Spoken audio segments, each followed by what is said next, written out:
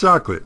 It is so much more than an ingredient in a s'mores or a gift on Valentine's Day. How much really goes into the production of chocolate and what global implications involve chocolate? On Valentine's Day, all Clark County School District middle and high schools explored the global and conceptual implications of chocolate across a variety of subjects. This was done as an event to introduce International Baccalaureate, or IB, to students as all middle and high schools are candidate schools for the IB Middle Years program. All students, not just a group, in our secondary schools will participate and benefit from this experience. And we came on the idea of chocolate. We thought it'd be really fun on Valentine's Day, which is kind of a crazy day anyways, to focus on a fun topic, and from there look at all the different issues that are around just one single subject. And it was neat meeting with all the teachers. We met as an entire school after school, and each of the subject areas went off and started thinking about how can we look at chocolate in a different lens.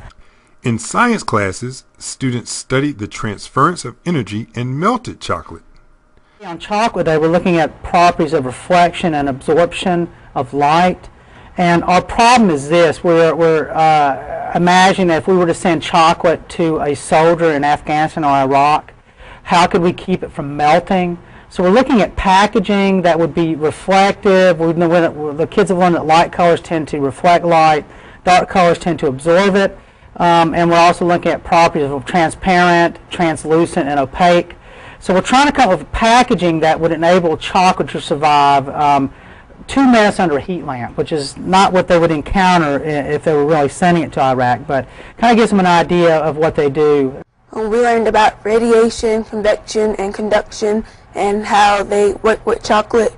So we put the chocolate on the wall and we did radiation and put it in front of a heat lamp to see if it would melt or would it stay at room temperature for 20 minutes.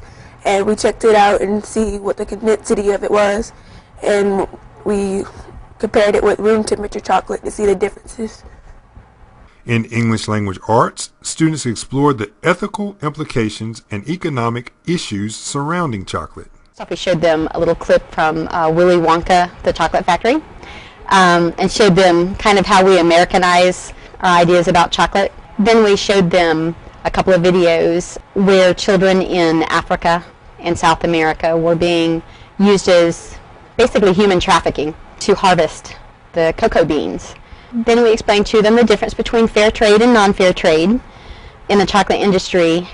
Like 200,000 children a day in West Africa go to work picking cocoa beans. And that's child labor, and that's not fair labor. So that kind of changed the way that I think about things, about chocolate. Now you have heard about Chocolate Day and have a general idea of IB. But what are the